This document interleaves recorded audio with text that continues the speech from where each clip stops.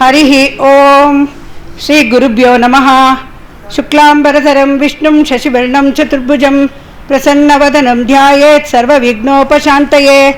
ರಾಮಾನುಜದಯಾ ಪಾತ್ರಂ ಜ್ಞಾನವೈರಾಗ್ಯಭೂಷಣಂ ಶ್ರೀಮದ್ವೆಂಕಟನಾಥಾರ್ಯಂ ವಂದೇ ವೇದಾಂತದೇಶಿಕಂ. ಲಕ್ಷ್ಮೀನಾಥಸಮಾರಂಭಾಂ ನಾಥಯಾಮುನಮಧ್ಯಮಾಂ ಅಸ್ಮದಾಚಾರ್ಯಪರ್ಯಂತಾಂ ವಂದೇ ಗುರುಪರಂಪರಾಂ. ಜ್ಞಾನಾನಂದಮಯಂ ದೇವಂ ನಿರ್ಮಲಸ್ಫಟಿಕಾಕೃತಿಂ ಆಧಾರಂ ಸರ್ವವಿದ್ಯಾನಾಂ ಹಯಗ್ರೀವಮುಪಾಸ್ಮಹೇ. ಮೂಕಂ ಕರೋತಿ ವಾಚಾಲಂ ಪಂಗಂ ಲಂಘಯತೆ ಗುರುಂ ಯತ್ಕೃಪಾತಮಹಂ ವಂದೇ ಪರಮಾನಂದಮಾಧವಂ. ಆಪದಾಮಪಹರ್ತಾರಂ ದಾತಾರಂ ಸರ್ವಸಂಪದಾಂ ಲೋಕಾವಿರಾಮಂ ಶ್ರೀರಾಮಂ ಭೂಯೋ ಭೂಯೋ ನಮಾಮ್ಯಹಂ. ಭಗವಂತನ ಚರಣಾರವಿಂದಗಳಿಗೆ ಭಾವಪೂರ್ಣ ನಮನಗಳನ್ನು ಸಲ್ಲಿಸ್ತಾ, ಹಾಗೇನೇ ಭಾಗವತೋತ್ತಮರು ಇಲ್ಲಿದ್ದಾರೆ, ಅವರೆಲ್ಲರ ಆಶೀರ್ವಾದವನ್ನು ಕೇಳ್ಕೊಳ್ತಾ, ನಿಮ್ಮೆಲ್ಲರ ಹಾರೈಕೆಗಳನ್ನು ಆಶೆ ಮಾಡ್ತಾ ನಿಮ್ಮೆಲ್ಲರನ್ನು ಈ ದಿನದ ಕಾರ್ಯಕ್ರಮಕ್ಕೆ ಸ್ವಾಗತಿಸ್ತಾ ಇದ್ದೀನಿ.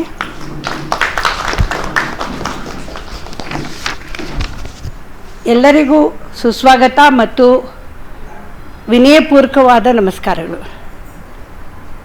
ಶ್ರೀ ವೇದಾಂತ ದೇಶಿಕರು ರಚಿಸಿರುವ ಶ್ರೀ ಪಾದುಕಾ ಸಹಸ್ರ ಗ್ರಂಥವನ್ನು ಪಾರಾಯಣ ಮಾಡಲು ಪ್ರಾರಂಭಿಸಿ 10 ತಿಂಗಳುಗಳಾದವು. ಶ್ರೀ ವೇದಾಂತ ದೇಶಿಕರು ಮಹಾಜ್ಞಾನಿಗಳು. ನಾನು ಅವರ ಶಿಷ್ಯರ ಶಿಷ್ಯರ ಶಿಷ್ಯರ ಶಿಷ್ಯರ ಸೇವಕರ ಸೇವಕರ ಸೇವಕರ ಪಾದ ಧೂಳಿನೂ ಅಲ್ಲ. ನನಗೇನು ಗೊತ್ತಿರಲಿಲ್ಲ, ಏನು ಅಜ್ಞಾನದಲ್ಲಿದ್ದೆ. ಆದರೆ ಯಾವ ತುಡಿತವೋ ಗೊತ್ತಿಲ್ಲ, ಅಕಸ್ಮಾತ್ತಾಗಿ ಈ ಪಾದುಕಾ ಸಹಸ್ರ ಓದೋದಕ್ಕೆ ಶುರು ಮಾಡಿದಾಗ ಯಾವಾಗಲೂ ಯಾವ ವಿದ್ಯೆನಾದರೂ ಆಗಲಿ ಹೊಸದಾಗಿ ಕಲಿತಾ ನಾವು ಬೇರೆಯವ್ರ ಜೊತೆ ಹಂಚ್ಕೋಬೇಕು ಅನಿಸುತ್ತೆ. ಅದೇ ಅಧ್ಯಯನ ಮತ್ತು ಅಧ್ಯಾಪನ ಅಂತಾರೆ. ಗುರುಗಳು ಮಾಡೋದು ಹಾಗೆ. ಅವ್ರು ಕಲಿತಾ ಶಿಷ್ಯರಿಗೆ ಹೇಳ್ಕೊಡ್ತಾರೆ, ಶಿಷ್ಯರಿಗೆ ಹೇಳ್ಕೊಡ್ತಾ ಅವರು ಕಲಿತಾರೆ. ಅದೇ ಒಂದು ನನ್ನ ಮನಸ್ಸಿನಲ್ಲೂ ಅದೇ ಬಂತೋ ಏನೋ ಗೊತ್ತಿಲ್ಲ. ಶ್ರೀ ವೇದಾಂತ ದೇಶಿಕರು ಸಂಸ್ಕೃತದಲ್ಲಿ ಬರೆದಂತಹ 1008 ಪದ್ಯಗಳು.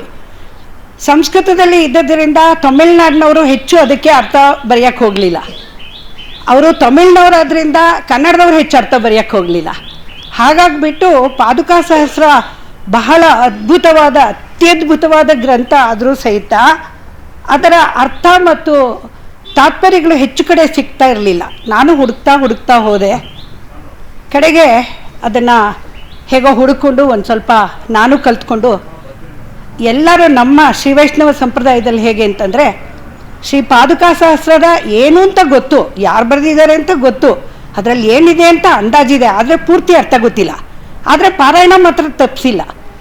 ಸುಮಾರು ಅವರು ಹುಟ್ಟಿ 700 ವರ್ಷಗಳ ಮೇಲಾಗೋಯ್ತು.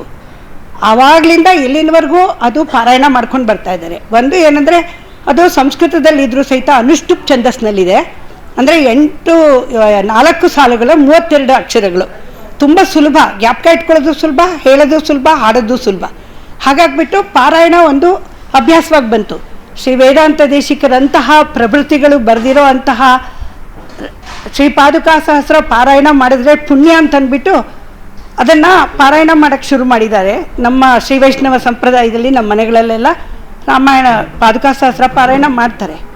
ಆದರೆ ಪಾದುಕಾ ಸಹಸ್ರ ಪಾರಾಯಣ ಮಾಡೋರು ನಮಗೆ ಇದು ಅರ್ಥ ಗೊತ್ತಿಲ್ಲ ಅಂತ ಭಾಳ ಜನ ಹೇಳಿದ್ದನ್ನು ನಾನು ಕೇಳಿದ್ದೀನಿ. ನಾನು ಕಲ್ತ್ಕೊಂಡಾಗ ನನಗೂ ಹಾಗೆ ಅನ್ನಿಸ್ತು, ಅಯ್ಯೋ ಅರ್ಥ ಗೊತ್ತಾಗಲ್ವಲ್ಲ. ಸಂಸ್ಕೃತ ನನ್ನ ಕಾಲೇಜಿನಲ್ಲಿ ನನ್ನ ಪಠ್ಯ ಆದರೂ ಸಹಿತ ಪೂರ್ತಿ ಅರ್ಥ ಗೊತ್ತಾಗ್ತಿರಲಿಲ್ಲ. ಯಾಕೆಂದರೆ ಅದರಲ್ಲಿ ತತ್ವ, ಹಿತ, ಪುರುಷಾರ್ಥಗಳು, ವೇದಾಂತಾರ್ಥಗಳು ತುಂಬ ಜಾಸ್ತಿ ಇದೆ. ಹಾಗಾಗಿಬಿಟ್ಟು ನನಗೂ ಅದರ ಅರ್ಥ ಜಾಸ್ತಿ ಗೊತ್ತಾಗ್ತಿರಲಿಲ್ಲ. ಹೀಗೆ ನಾನು ಏನು ತಿಳ್ಕೊಂಡ್ನೋ ಎಲ್ಲರ ಹತ್ರ ಸ್ವಲ್ಪ ಹಂಚ್ಕೊಂಡ್ರೆ ಅವರು ಸ್ವಲ್ಪ ಇನ್ನೊಂದು ಸ್ವಲ್ಪ ರಿಸರ್ಚ್ ಮಾಡಿ ಅವರು ಆ ವಿಷಯದಲ್ಲಿ ಮುಂದಕ್ಕೆ ಹೋಗ್ತಾರೆ ಅನ್ನೋ ಒಂದು ಆಸೆಯಿಂದ ನಾನೇನು ಮಾಡಿದೆ, ನಾನು ಓದ್ತಾ ಹಾಗೆ ಅದನ್ನು ವಾಟ್ಸಪ್ಪಲ್ಲಿ ರೆಕಾರ್ಡ್ ಮಾಡಿ ಕಳ್ಸೋಕ್ಕೆ ಶುರು ಮಾಡಿದೆ. ಒಂದು 20 ಕಳಿಸೋಷ್ಟರೊಳಗೆ ಒಂದು ಪ್ರಾಬ್ಲಮ್ ಸ್ಟಾರ್ಟ್ ಆಯಿತು. ಏನಂದರೆ ಎಲ್ಲರಿಗೂ ಅದನ್ನು ಸ್ಟೋರ್ ಮಾಡ್ಕೊಳ್ಳೋಕ್ಕಾಗಲ್ಲ, ಭರ್ತಿಯಾಗಿಬಿಡುತ್ತೆ. ನನಗೂ ಹಾಗೆ ಆಯಿತು. ಅದಕ್ಕೋಸ್ಕರ ಯೂಟ್ಯೂಬ್ ಮಾಡಿಬಿಡೋಣ, ಆವಾಗಾದರೆ ಸೇಫಾಗಿ ಒಂದು ಕಡೆ ಇರುತ್ತೆ ಅಂತ ಯೋಚನೆ ಮಾಡಿಬಿಟ್ಟು ನಾನು ಮನೇಲೇ ಕೂತ್ಕೊಂಡು ರೆಕಾರ್ಡಿಂಗ್ ಮಾಡಿ ನಾನೇ ಯೂಟ್ಯೂಬು ಮಾಡಿಕೊಂಡು 99 ಪದ್ಯಗಳ ತನಕ ಬಂದಿದ್ದೀನಿ. 10 ತಿಂಗಳು ಬೇಕಾಯ್ತು ಇದಕ್ಕೆ. ಆ 99 ಪದ್ಯಗಳಾಗಿ 100ನೇ ಪದ್ಯಕ್ಕೆ ಬಂದಾಗ ನನ್ನ ಮಕ್ಕಳು ಹೇಳಿದ್ರು, ಅಮ್ಮ ಇಷ್ಟು ದಿವಸ ಯೂಟ್ಯೂಬಲ್ಲಿ ಹಾಕಿದ್ಯಾ, ಇದೊಂದನ್ನು ಲೈವ್ ರೆಕಾರ್ಡ್ ಮಾಡಿಬಿಡು ಅಂತ. ಅಂದರೆ ಇವತ್ತು ಪಾಪ ಅವ್ರಿಗೆ ಯಾರಿಗೂ ಬರೋಕ್ಕಾಗಿಲ್ಲ, ವೀಕ್ಡೇ ಅದು ಈ ವೀಕೆಂಡು ಆಗಿಲ್ಲ. ಒಬ್ಳಂತೂ ಪ್ರಯಾಗಕ್ಕೆ ಹೋಗಿದ್ದಾಳೆ, ಹಾಗೆ ಆಗಿ ಏನೇನೋ ಕಾರಣಗಳಿಂದ ಅವ್ರಿಗೆ ಬರೋಕ್ಕಾಗಿಲ್ಲ. ಬಟ್ ನೀವೆಲ್ಲ ನನ್ನ ಜೊತೆ ಇದ್ದೀರಲ್ಲ, ಅದೇ ಧೈರ್ಯ ಎಲ್ಲರಿಗೂ. ಹಾಗಾಗ್ಬಿಟ್ಟು ವೇದಾಂತ ದೇಶಿಕರ ಬರೆದಂತಹ ಪದ್ಯಗಳಿಗೆ ಏನೋ ಒಂದು ಅದರ ಸಂಸ್ಕೃತದ ಅರ್ಥ ಕರೆಕ್ಟಾಗಿ ಕನ್ನಡಕ್ಕೆ ಗೊತ್ತಾಗತ್ತೆ. ಆದರೆ ಅದರ ತಾತ್ಪರ್ಯ ಹೇಳುವಾಗ ಕೆಲವು ಸಲ ನನ್ನ ತಲೆಗೆ ಏನು ಓಡುತ್ತೋ, ನಾನು ಏನು ಓದಿದ್ದೀನೋ ಅಥವಾ ಓದ್ತಾ ಇದ್ದೀನೋ ಅದನ್ನೇ ಹೇಳ್ತಿದ್ದೀನಿ. ಹಾಗನ್ಬಿಟ್ರೆ ಈಗ ಉದಾಹರಣೆಗೆ ಬಂಗಾರವನ್ನು ತೂಗಬೇಕಾದ್ರೆ ಗುಲ್ಗಂಜಿ ಜೊತೆಗೆ ತೂಗ್ತಾರೆ. ಗುಲ್ಗಂಜಿ ಬಂಗಾರ ತಟ್ಟೆಲಿ ಎರಡು ತ್ರಾಸಲ್ಲಿ ಸಮ, ಆದರೆ ಅದೆರಡು ಸಮಾನ? ಗುಲ್ಗಂಜಿಗೇನು ಬೆಲೆನೇ ಇಲ್ಲ, ಬಂಗಾರಕ್ಕೆ ತುಂಬ ಬೆಲೆ. ಹಾಗೆ ವೇದಾಂತ ದೇಶಿಕರಿಗೂ ನನಗೂ ಏನೂ ಇಲ್ಲ, ನನಗೇನು ಬರಲ್ಲ, ನಾನು ಅಜ್ಞಾನಿ. ಆದರೆ ಒಂದು ಸಂತೋಷ ಏನಂದರೆ ಒಂದೊಂದು ಹೆಜ್ಜೆ ಆಗಿ ಮುಂದೆ ಹೋಗೋದಕ್ಕೆ ಅವಕಾಶ ಆಯಿತು. ಈ ಜನ್ಮದಲ್ಲಿ ಇಲ್ಲದೆ ಇದ್ದರೆ ಇನ್ನು 10 ಜನ್ಮಕ್ಕಾದರೂ ಅವರು ಹೇಳಿದಂತಹ ಮೋಕ್ಷದ ದಾರಿ ಬ್ರಹ್ಮವಿದ್ಯೆನ ಅರ್ಥ ಮಾಡಿಕೊಂಡು ನಾವು ಒಂದು ಗತಿ ಕಾಣ್ತೀವಿ ಅನ್ನೋ ಒಂದು ಆಸೆಯಿಂದ ನಾನು ಒಂದೊಂದೇ ಹೆಜ್ಜೆ ಇಡ್ತಾ ಇದ್ದೀನಿ. ನನಗೆಲ್ಲ ಗೊತ್ತು ಅಂತ ಅಲ್ಲ, ಬಹುಶಃ ಹೇಳುವಾಗ ಎಷ್ಟೋ ತಪ್ಪುಗಳು ಆಗ್ಬೋದು, ತಿಳಿದವರು ಅದನ್ನು ನನ್ನ ಕ್ಷಮಿಸ್ಬಿಡ್ಬೇಕು. ಆ ಥರ ಆದಾಗ ಈ 100ನೇ ಪದ್ಯವನ್ನು ನಾವೆಲ್ಲರೂ ತಲುಪಿದ್ದೀವಿ ಇವತ್ತು. ನಾವೆಲ್ಲ ಅಂತ ಹೇಳ್ತಾ ಇದ್ದೀನಿ, ಯಾಕೆಂದರೆ ನಾನು ಒಬ್ಬಳೇ ಅಲ್ಲ, ನನ್ನ ಜೊತೆಗೆ ಎಲ್ಲರೂ ಇದ್ದಾರೆ. ಸುಮಾರು 300 ಜನ ಅದನ್ನು ಕೇಳ್ತಾ ಇದ್ದಾರೆ, ಸುಮಾರು ಅಂದಾಜು ಒಂದು 300 ಜನ, ಇನ್ನೂ ಜಾಸ್ತಿ ಕೇಳ್ಬೋದು. ಬಟ್ ಯೂಟ್ಯೂಬಲ್ಲಿ ಬರೋದಷ್ಟು ನಾನು ಹೇಳ್ತಾ ಇದ್ದೀನಿ. ಈ ಪಾದುಕಾ ಸಹಸ್ರದ ಪದ್ಯದಲ್ಲೂ ಇದು 100ನೇ ಪದ್ಯ ಒಂದು ಮೈಲಿಗಲ್ಲು. ಬರೀ ನಾನೊಬ್ಬಳೇ 100ನೇ ಪದ್ಯನ ತಲುಪಿಲ್ಲ, ಪಾದುಕಾ ಸಹಸ್ರದಲ್ಲೂ ಇದು ತುಂಬ ಶ್ರೇಷ್ಠವಾದ ಒಂದು ಘಟ್ಟಕ್ಕೆ ಬಂದಿರುವಂಥ ಪದ್ಯ. ಯಾಕೆ ಅಂತಂದರೆ ಪಾದುಕಾ ಶಾಸ್ತ್ರದಲ್ಲಿ ಶ್ರೀ ವೇದಾಂತ ದೇಶಿಕರು 1008 ಪದ್ಯಗಳನ್ನು 32 ಪದ್ಧತಿಗಳನ್ನಾಗಿ ಭಾಗ ಮಾಡಿದ್ದಾರೆ. ಒಂದೊಂದು ಪದ್ಧತಿ ಒಂದೊಂದು. ಮೊದಲು ಪ್ರಸ್ತಾವನಾ ಪದ್ಧತಿ, ಆಮೇಲೆ ಸಮಾಖ್ಯ ಪದ್ಧತಿ. ಪ್ರಸ್ತಾವನಾ ಪದ್ಧತಿಯಲ್ಲಿ 20 ಪದ್ಯ, ಸಮಾಖ್ಯ ಪದ್ಧತಿಯಲ್ಲಿ 10 ಪದ್ಯ, 30 ಆಯಿತು. ನೆಕ್ಸ್ಟು ಪ್ರಭಾವ ಪದ್ಧತಿ ಅಂತ ಪಾದುಕಾದೇವಿಯ ಪ್ರಭಾವವನ್ನು ಆ 70 ಪದ್ಯಗಳಲ್ಲೂ ಹೇಳಿದ್ದಾರೆ. ಅಂದರೆ ಎಷ್ಟರ ಮಟ್ಟಿಗೆ ಹೇಳಿರಬೇಕು, ಭಗವಂತನ ಪಾದರಕ್ಷೆಗಳ ಬಗ್ಗೆ 70 ಪದ್ಯಗಳನ್ನು ಅವಳ ಪ್ರಭಾವ ಎಂಥದ್ದು, ಭಗವಂತನಿಗಿಂತ ಹೆಚ್ಚು ಪ್ರಭಾವಶಾಲಿ ಅಂತ ಪ್ರೂವ್ ಮಾಡಿಬಿಟ್ಟಿದ್ದಾರೆ. ಅದು ಯಾಕೆ ಮಾಡಿದ್ದಾರೆ ಅಂತ ಮುಂದಕ್ಕೆ ಗೊತ್ತಾಗುತ್ತೆ ನಮಗೆ, ಸಮರ್ಪಣಾ ಪದ್ಧತಿಯಲ್ಲಿ ಗೊತ್ತಾಗುತ್ತೆ. ಹೇಳ್ತೀನಿ ಅದೇನು ಅಂತ. 100ನೇ ಪದ್ಯ ಏನಾಗಿದೆ ಅಂತಂದರೆ ಆ ಪ್ರಭಾವ ಪದ್ಧತಿಯ ಕಡೆಯ ಪದ್ಯ, ಅದು ಮಂಗಳದ ಪದ್ಯ. ಮೊದಲ 94 ಪದ್ಯಗಳನ್ನು ಅವರು ಬರೆದಾಗ ನಾವು ಓದ್ತಾ ಇದ್ದಾಗ ನಮ್ಗೆ ಏನು ಅನ್ನಿಸ್ತು, ಒಂದು ಪದ್ಯಕ್ಕೆ ಇನ್ನೊಂದು ಪದ್ಯಕ್ಕೆ ಏನೋ ಸಂಬಂಧ ಇದೆ, ಸಂಬಂಧ ಇಲ್ಲ, ಹಂಗೆ ಅನ್ನಿಸ್ತಾ ಇತ್ತು. ನಮಗೆ ಕಣ್ಣಿಗೆ ಸಂಬಂಧ ಕಾಣೋದಿಲ್ಲ, ಆದರೆ ಇದೇ ಒಳಗಡೆ. ಮುಂದಕ್ಕೆ ಹೋಗ್ತಾ ಹೋಗ್ತಾ ನಮ್ಗೆ ಅರ್ಥ ಆಗುತ್ತೆ, ಈಗಲೇ ಅರ್ಥ ಆಗಲ್ಲ, ಮುಂದಿಂದ ಈಗಲೇ ನೋಡೋಕ್ಕಾಗಲ್ಲ ಅಲ್ವಾ. ಹಾಗೇನೇ. ಆದರೆ ಏನು ಗೊತ್ತಾ, ಲಾಸ್ಟ್ 6 ಪದ್ಯಗಳು 94ರಿಂದ 100 ಪದ್ಯ ತನಕ ತುಂಬ ಒಂದಕ್ಕೊಂದಕ್ಕೆ ಹೆಣ್ಕೊಂಡಿದೆ. ಒಂದೊಂದಾಗಿ ಸ್ಟೆಪ್ಸ್ನ ನಮ್ಮನ್ನು ಕರ್ಕೊಂಡು ಹೋಗ್ತಾರೆ. ಇದು ಯಾಕೆ ಮೈಲಿಗಲ್ಲು ಅಂತ ಹೇಳಿದರೆ, ಭಕ್ತರು ಶರಣಾಗತಿ ಮಾಡಿದಾಗ ಅವರು ಬೇಡಿದ್ದನ್ನು ಕೊಡಬೇಕಂತೆ. ಅದನ್ನು ಶ್ರೀರಾಮಚಂದ್ರ ರಾಮಾಯಣದಲ್ಲಿ ತುಂಬ ಸತಿ ಹೇಳ್ತಾನೆ. ವಿಭೀಷಣ ಶರಣಾಗತಿ ಮಾಡೋದಕ್ಕೆ ಬಂದಾಗ ಸುಗ್ರೀವ ತಡಿತಾನೆ, ಖಂಡಿತ ಬೇಡ, ಇವನನ್ನು ಸೇರಿಸ್ಕೊಳ್ಳೋದು ಬೇಡ, ಇದು ಸರಿಯಾಗಲ್ಲ, ಅಣ್ಣಂಗೆ ಮೋಸ ಮಾಡಿ ಬಂದಿತ್ತು. ಅವನು ಅಣ್ಣಂಗೆ ಮೋಸ ಮಾಡಿ ಬಂದವನೇ, ಆದರೂ ಅವನು ಅಣ್ಣಂಗೆ ಮೋಸ ಮಾಡಿ ಬಂದಿದ್ದಾನೆ, ನಾವು ಅವನ್ನ ಸೇರಿಸ್ಕೋಬಾರ್ದು, ಏನು ಮೋಸ ಮಾಡಿಬಿಡ್ತಾನೋ ಏನು ಅಂತ. ಆವಾಗ ರಾಮಚಂದ್ರ ಹೇಳ್ತಾನೆ ಶರಣಾಗತಿ ಅಂದರೆ ಏನು ಅಂತ 2-3 ಕಥೆಗಳನ್ನು ಹೇಳಿ ಸುಗ್ರೀವನ್ನ ಒಪ್ಪಿಸ್ತಾನೆ. ಶರಣಾಗತಿ ಮಾಡಿದವ್ರಿಗೆ ಇಲ್ಲ ಅನ್ನಬಾರ್ದು ಅನ್ನೋದಕ್ಕೋಸ್ಕರ ಒಂದು ಪಾರಿವಾಳದ ಕತೆ, ಇನ್ನೊಂದ್ರ ಕತೆ ಎಲ್ಲ ಹೇಳಿಬಿಟ್ಟು ಸುಗ್ರೀವನ್ನ ಒಪ್ಪಿಸಿ ಅವನ್ನೇ ಕಳಿಸಿ ಕರ್ಕೊಂಬರಿಸ್ತಾನೆ ವಿಭೀಷಣಿಗೆ.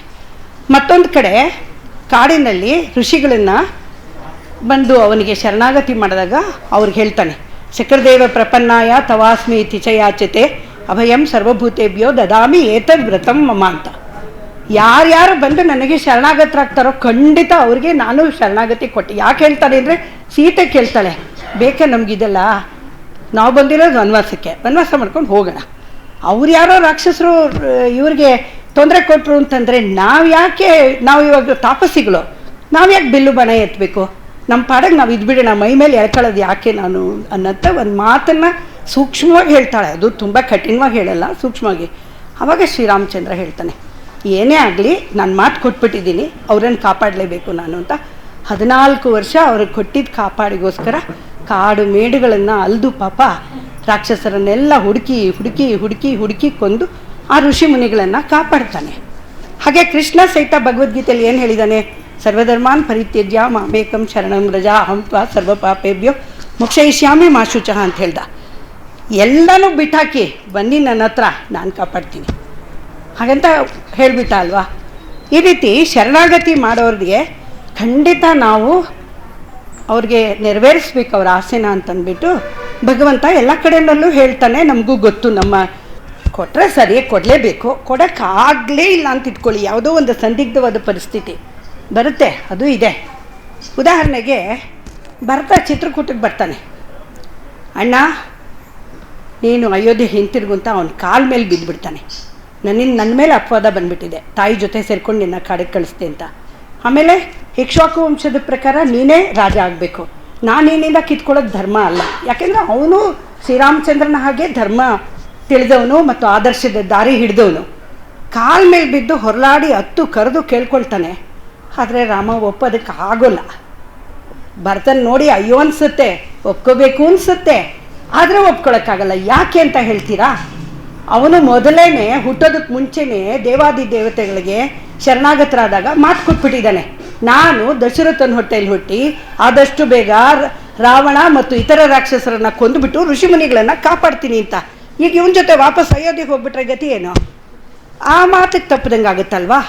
ಆಮೇಲೆ ತಂದೆಗೆ ಮಾತು ಕೊಟ್ಟಿದ್ದಾನೆ, ತಾಯಿಗೆ ಮಾತು, ತಾಯಿ ಅಂದರೆ ಇವಳು ಕೈಕೇಯಿನೂ ತಾಯಿನಿದ್ದಾನೆ, ಅವಳಿಗೆ ಮಾತು ಕೊಟ್ಬಿಟ್ಟಿದ್ದಾನೆ. ಈಗ ಇವನು ಮಾತಿಗೆ ತಪ್ಪಕ್ಕೂ ಆಗಲ್ಲ, ಆ ಮೊದಲು ಶರಣಾಗತಿ ಮಾಡಿದವ್ರನ್ನ ಬಿಡಕ್ಕೂ ಆಗಲ್ಲ. ಇವನ ಗತಿ ಏನು? ಭರತನ ಗತಿ ಏನು? ಆಗ ಆ ಗುರುಗಳು ಎಷ್ಟಾದರೂ ಗುರುಗಳ ಜೊತೇಲಿ ಇರಬೇಕು ಅನ್ನೋದು. ಅದಕ್ಕೆ ಏನು ಕಾಣದೆ ಕಗ್ಗತ್ತಲು ತುಂಬಿಕೊಂಡಾಗ ಗುರುನೇ ಬೆಳಕು ತೋರಿಸೋನು. ಅದಕ್ಕೆ ಗು ಅಂದರೆ ಕತ್ತಲನ್ನು ರೂ ಕಳೆಯೋನು ಅಂತ. ವಸಿಷ್ಠರು ಏನು ಹೇಳ್ತಾರೆ? ಗುಟ್ಟಲ್ಲಿ ಹೇಳ್ಕೊಡ್ತಾರೆ, ನೀನು ರಾಮನ ಪಾದಕೆಗಳನ್ನು ಕೇಳು, ಅದು ಸಿಕ್ಬಿಟ್ರೆ ಏನು ಯೋಚನೆ ಇಲ್ಲ, ನೀನು ಸಿಂಹಾಸನ ಏರೋದು ಬೇಡ, ರಾಮ ವಾಪಸ್ ಬರೋದು ಬೇಡ, ಅವನ ಪಡೆಗೆ ಅವ್ನು ಕಾಡಿಗೆ ಹೋಗಲಿ, ನಿನ್ನ ಪಡೆಗೆ ನೀನು ಪಾದುಕೆಗಳಿಗೆ ಪಟ್ಟಾಭಿಷೇಕ ಮಾಡಿಬಿಟ್ಟು ನೀ ರಾಜ್ಯ ಆಗಿಬಿಡ್ತೀಯಂತೆ ಅಂತ. ಯಾವಾಗ ಭರತ ಪಾದುಕೆಗಳನ್ನು ಕೇಳ್ತಾನೋ ರಾಮನಿಗೂ ತುಂಬ ಸಂತೋಷ ಆಗಿಬಿಡುತ್ತೆ. ಸದ್ಯ ನನ್ನನ್ನು ಗುರುಗಳು ಅವನಿಗೂ ಗುರುಗಳು ತಾನೆ ವಸಿಷ್ಠರು, ನನ್ನನ್ನು ಸಂದಿಗ್ಧದಿಂದ ಗುರುಗಳು ಕಾಪಾಡಿದ್ರು ಅಂತ ಹೇಳಿಬಿಟ್ಟು ಪಾದುಕೆಯನ್ನು ಭರತನಿಗೆ ಕೊಡ್ತಾನೆ. ಪಾದುಕೆ ನಮಗೆಲ್ಲ ಒಂದು ನಿರ್ಜೀವ ವಸ್ತು. ಪಾದರಕ್ಷೆ ಅಂದರೆ ಏನು? ಬೆಲೆ ಇಲ್ಲ ನಮಗೆ. ಆದರೆ ಭಗವಂತನ ಪಾದುಕೆಗಳಾಗಲ್ಲ, ಅದು ನಿರ್ಜೀವ ವಸ್ತು ಅಲ್ಲ, ಅದಕ್ಕೆ ಜೀವ ಇದೆ. ಅವಳು ಪಾದುಕಾದೇವಿ. ಭಗವಂತನನ್ನು 5 ಜನ ದೇವಿಯರು ಯಾವಾಗಲೂ ಕಾಯ್ತಾ ಇರ್ತಾರಂತೆ. ಯಾರ್ಯಾರು? ಶ್ರೀದೇವಿ, ಭೂದೇವಿ, ನೀಳಾದೇವಿ, ದಯಾದೇವಿ, ಪಾದುಕಾದೇವಿ. ಅಷ್ಟು ಜನನೂ ಅವರ ಭಗವಂತನನ್ನು ಯಾವಾಗಲೂ ಅನುಸರಿಸ್ಕೊಂಡಿರ್ತಾರಂತೆ. ಯಾಕೆಂದರೆ ಭಗವಂತನಿಗೆ ಅವರು ಒಂದು ಶಕ್ತಿ. 5 ಜನನೂ ಭಗವಂತನ ಶಕ್ತಿ. ಭರತ ಚಿತ್ರಕೂಟಕ್ಕೆ ಪಾದುಕೆಗಳನ್ನು ತಲೆ ಮೇಲೆ ಇಟ್ಕೊಂಡು ಹೋಗ್ತಾನೆ. ಅದು ಬರೀ ವಸ್ತು ಅಂತ ಅಂದ್ಕೊಂಡಿದ್ರೆ ಬ್ಯಾಗಲ್ಲಿ ಹಾಕ್ಕೊಂಡು ಹೋಗ್ತಾ ಇದ್ದ, ತಲೆ ಮೇಲೆ ಇಟ್ಕೊಂಡು ಹೋಗ್ತಾನೆ. ಹೋಗ್ಬಿಟ್ಟು ನಂದಿಗ್ರಾಮಕ್ಕೆ ಹೋಗಿ ಪಟ್ಟಾಭಿಷೇಕ ಮಾಡಿ ಅದಕ್ಕೆ ಪ್ರತಿದಿನ ಬೆಳಗ್ಗೆ ಎದ್ದು, ರಾಜ ಇದ್ದಿದ್ರೆ ಮಂತ್ರಿ ಹೋಗಿ ಇವನು ಅಕಸ್ಮಾತು ಶ್ರೀರಾಮನ ಮಂತ್ರಿ ಆಗಿದ್ದರೆ ಹೇಗೆ ಹೋಗಿ ಏನು ಮಾಡಬೇಕು ಇವತ್ತು ಅಂತ ಕೇಳಿಕೊಂಡು ಸಮಾಲೋಚನೆ ಮಾಡಿ ಹೋಗ್ತಾ ಇದ್ನೋ, ಪಾದುಕೆ ಎದುರಿಗೆ ಕೂತ್ಕೊಂಡು ಮಿಕ್ಕ ಮಂತ್ರಿಗಳ ಜೊತೆ ಗುರು ಹಿರಿಯರ ಜೊತೆ ಸಮಾಲೋಚನೆ ಮಾಡಿ ಕೆಲಸಕ್ಕೆ ಹೊರಡ್ತಾನೆ. ರಾತ್ರಿ ವಾಪಸ್ ಬಂದ ಮೇಲೆ ಏಕಾಂತದಲ್ಲಿ ಪಾದುಕಾದೇವಿಗೆ ಪ್ರತಿಯೊಂದನ್ನು ಒಪ್ಪಿಸ್ತಾನೆ. ಇವತ್ತು ಈ ಥರ ಆಯಿತು, ನಾನು ಈ ಥರ ಡಿಸಿಷನ್ ತೊಗೊಂಡೆ, ಇಷ್ಟು ಟ್ಯಾಕ್ಸ್ ಕಲೆಕ್ಟ್ ಆಯಿತು, ಕೋಶ ಇಷ್ಟು ಭರ್ತಿಯಾಗಿದೆ, ಜನಗಳಿಗೆ ಈ ರೀತಿ ಸಹಾಯ ಮಾಡಿದೆ, ಪ್ರತಿಯೊಂದನ್ನು ಪಾದುಕಾದೇವಿಗೆ ಹೇಳ್ತಾನೆ. ಅಂದರೆ ಏನರ್ಥ? ಪಾದುಕಾದೇವಿ ಮಹಿಮೆ ನೋಡಿ, ಶ್ರೀರಾಮನಿಗಿಂತ ಒಂದು ತೂಕ ಹೆಚ್ಚಾಗ್ಬಿಟ್ಲು ಇವಾಗ ಅವಳು. ಯಾತಕ್ಕೆ ಈ ಪ್ರಸಂಗ ಹೇಳ್ತಾ ಇದ್ದೀನಿ ಅಂತಂದರೆ, ಶರಣಾಗತರಿಗೆ ಅಕಸ್ಮಾತಾಗಿ ಅವ್ರು ಕೇಳಿದ್ದನ್ನು ಕೊಡೋಕ್ಕಾಗದೆ ಹೋದರೆ ಅವ್ರು ಕೇಳಿದ್ದಕ್ಕಿಂತ ಹೆಚ್ಚು ಬೆಲ್ಬಳ ಅಂಥದ್ದನ್ನು ಕೊಟ್ಟು ಅವ್ರನ್ನ ಸಮಾಧಾನ ಮಾಡಬೇಕಂತೆ. ಭರತ ಏನು ಕೇಳ್ದ? ಶ್ರೀರಾಮನ್ ಕೇಳ್ದ ಬಾ ಅಂತ. ಅವನಿಗಾಗಲಿಲ್ಲ. ತನಗಿಂತ ಹೆಚ್ಚಾದ ಪಾದುಕಾದೇವಿ ಅಂತ ಪ್ರೂವ್ ಮಾಡೋಕ್ಕೆ, ಭಗವಂತನಿಗಿಂತ ಅವನ ಪಾದುಕೆನೇ ಹೆಚ್ಚು ಅಂತ ಪ್ರೂವ್ ಮಾಡೋಕ್ಕೆ ಈ 70 ಶ್ಲೋಕಗಳನ್ನು ಬರೆದಿದ್ದಾರೆ ಅವರು. ಯಾವ ರೀತಿ ಪಾದುಕೆ ಭಕ್ತರನ್ನು ಕಾಪಾಡ್ತಾಳೆ, ಭಾಗವತರನ್ನು ಕಾಪಾಡ್ತಾಳೆ ಅನ್ನೋದಕ್ಕೆ. ಇಲ್ಲಿ ಇನ್ನೊಂದು ಸೂಕ್ಷ್ಮ ಇದೆ. ಪಾದುಕಾದೇವಿ ಅಂತಂದರೆ ನಮ್ಮಾಳ್ವಾರು ಅಂದರೆ ಪಾದುಕಾದೇವಿ. ನಮ್ಮಾಳ್ವಾರರು ಶಟಾರಿ ಸ್ವರೂಪರು, ಪಾದುಕಾದೇವಿಯ ಅವತಾರ. ನಾವು ಅದೇ ಯಾವಾಗಲೂ ನಾವು ಓದಬೇಕಾದ್ರೆ ಪಾದುಕಾ ಸಹಸ್ರನ ಪಾದುಕಾದೇವಿ ಅಂತ ಬಂದರೆ ಅದೆಲ್ಲ ನಮ್ಮಾಳ್ವಾರ್ಗೂ ಅನ್ವಯಿಸುತ್ತೆ ಅಂತ ತಿಳ್ಕೊಂಡು ಓದ್ತಾ ಹೋದರೆ ನಮಗೆ ಎಷ್ಟೋ ಸೂಕ್ಷ್ಮ ವಿಷಯಗಳು ಗೊತ್ತಾಗುತ್ತೆ. ನಮ್ಮಾಳ್ವಾರರ ವಿಷಯವನ್ನು ಎಷ್ಟೊಂದು ನಾನು ಹಿಂದಿನ ಪದ್ಯಗಳಲ್ಲೆಲ್ಲ ಹೇಳಿದ್ದೀನಿ. ಇವತ್ತು ಅದಕ್ಕೆ ತುಂಬ ಅವಕಾಶ ಇಲ್ಲ ಹೇಳೋದಕ್ಕೆ, ಅದಕ್ಕೋಸ್ಕರ ಈ ಒಂದು ಮಾತನ್ನು ಮಾತ್ರ ಹೇಳ್ತಾ ಇದ್ದೀನಿ. ಪಾದುಕಾ ಪ್ರಭಾವದ 100ನೇ ಪದ್ಯಕ್ಕೆ ಬಂದಿದ್ದೀವಿ ಅಂತ ಹೇಳಿದೆ. ಶ್ರೀ ರಾಮಾನುಜಾಚಾರ್ಯರು ಹುಟ್ಟಿದ 250 ವರ್ಷಗಳಾದ ಮೇಲೆ ಹುಟ್ಟಿದವರು ಶ್ರೀ ವೇದಾಂತ ದೇಶಿಕರು.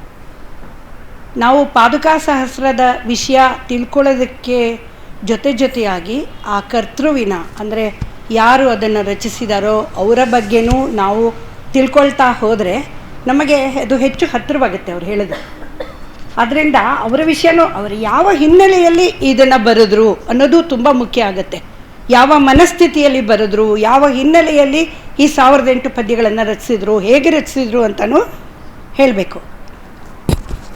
ಇದನ್ನು ಪ್ರಸ್ತಾವನೆಯಲ್ಲಿ ಹೇಳಿದ್ದೇನೆ, ಅಂದರೆ ಸುಮಾರು 100 ಎಪಿಸೋಡ್ಸ್ ಮುಂಚೆ ಹೇಳಿದ್ದೇನೆ. ಅದಕ್ಕೆ ಈಗ ಸ್ವಲ್ಪ ರೀಕ್ಯಾಪ್ ಕೊಡ್ತೇನೆ. ಇದಕ್ಕೆ ತಿರುಮಲೆ ಶ್ರೀ ಶ್ರೀನಿವಾಸನ ಒಂದು ಕೃಪಾ ಕಟಾಕ್ಷದಿಂದ ಅವರ ತಂದೆ ತಾಯಿಗಳು ಭಾಳ ಕಾಲ ಮಕ್ಕಳಿಲ್ಲ ಅಂತ ಬೇಡ್ಕೊಂಡಿದ್ದರಿಂದ ತಿರುಮಲೆಗೆ ಹೋಗಿ ತಿರುಪತಿಯ ಶ್ರೀ ಶ್ರೀನಿವಾಸನನ್ನು ಬೇಡ್ಕೊಂಡಿದ್ದರಿಂದ ಹುಟ್ಟಿದವರು ಇವರು. ಇವರನ್ನು ಘಂಟಾವತಾರ ಅಂತ ಹೇಳ್ತಾರೆ.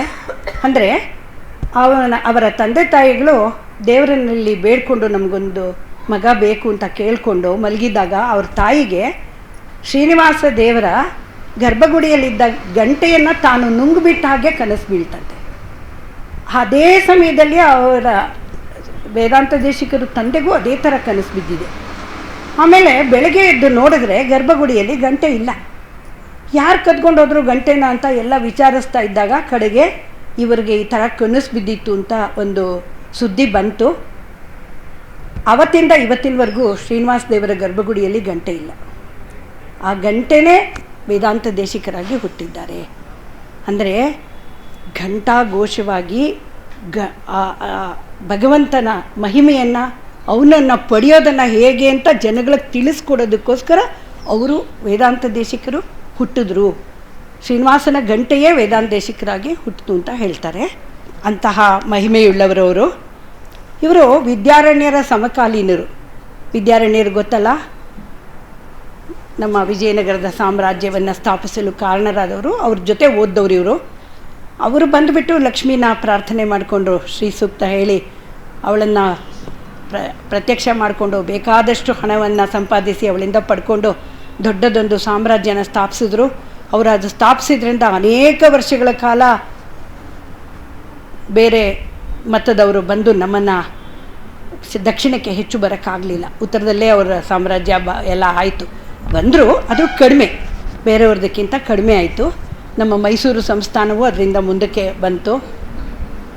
ಆ ವಿದ್ಯಾರಣ್ಯರು ವೇದಾಂತ ದೇಶಿಕರಿಗೆ ಹೇಳಿ ಕಳಿಸ್ತಾರೆ. ವೇದಾಂತ ದೇಶಿಕರು ಕಾಂಚೀಪುರದ ತೂಪುಲ್ ಗ್ರಾಮದಲ್ಲಿ ಹುಟ್ಟಿದವರು. ಅವರ ಮನೆ ದೇವರು ವರದರಾಜ ಸ್ವಾಮಿ. ಅವರ ಮನೆತನದಿಂದನೇ ಅಲ್ಲಿನ ಪೂಜೆ ಮಾಡ್ಕೊಂಡು ಬಂದವರು. 20 ವರ್ಷದ ಹೊತ್ತಿಗೆ ಅವರಿಗೆ ತುಂಬ ಮೇಧಾವಿಗಳಾದ್ರಿಂದ ಅವರ ಸೋದರ ಮಾವ ಆತ್ರೇಯ ರಾಮಾನುಜರೇ ಹೇಳ್ಕೊಟ್ಟಿದ್ದು ಅವ್ರಿಗೆಲ್ಲನೂ. ಅವರು 20 ವರ್ಷದ ವೇಳೆಗೆ ಗಣಿತಶಾಸ್ತ್ರ, ರಸಾಯನಶಾಸ್ತ್ರ, ಭೌತಶಾಸ್ತ್ರ, ಜ್ಯೋತಿಷ್ಯ ಶಾಸ್ತ್ರ ಮತ್ತು ಇಂಜಿನಿಯರಿಂಗ್ ಟೆಕ್ನಾಲಜಿ ಎಷ್ಟೊಂದು ವಿಷಯಗಳಲ್ಲಿ ಪರಿಣಿತರಾಗಿದ್ದರು. ಜೊತೆಗೆ ವೇದಾಂತಗಳನ್ನು ಕಲ್ತ್ಕೊಂಡಿದ್ರು, ಚೆನ್ನಾಗಿ ಕಲ್ತ್ಕೊಂಡಿದ್ರು. ಅವರು 20 ವರ್ಷ ಆದಮೇಲೆ ಬಂದುಬಿಟ್ಟು ಕಾಂಚೀಪುರದಲ್ಲಿ ವರದನ ಸೇವೆ ಮಾಡ್ಕೊಂಡಿದ್ರು. ಮದುವೆ ಆಗಿತ್ತು, ಆದರೂ ತುಂಬ ಶಿಷ್ಯರಿಗೆ ಪಾಠ ಹೇಳ್ಕೊಡ್ತಾಯಿದ್ರು. ಅಲ್ಲೊಂದು ಮಠ ಇತ್ತು. ಆ ಮಠಕ್ಕೆ ಸಂಸಾರಿಗಳೂ ಅದಕ್ಕೆ ಮಠಾಧಿಪತಿ ಆಗ್ಬೋದಾಗಿತ್ತು. ಆ ಮಠದಕ್ಕೆ ಇವರನ್ನು ಅಧಿಪತಿಯನ್ನಾಗಿ ಮಾಡ್ತಾರೆ.